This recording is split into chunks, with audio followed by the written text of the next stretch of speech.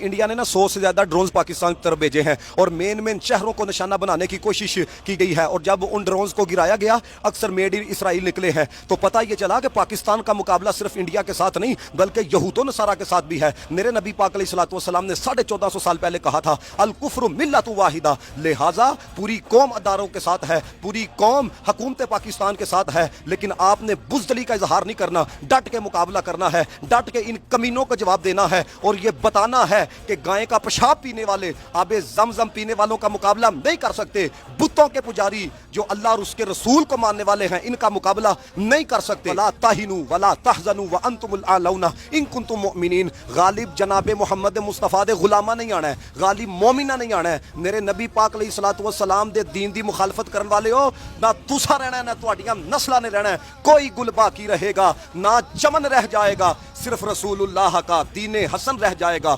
इस्लाम जिंदाबाद, पाकिस्तान जिंदाबाद, पाक फौज जिंदाबाद। जिंदाबाद पाकिस्तान हमारा है, ये पाकिस्तान हमारा, जिंदाबाद पाकिस्तान हमारा।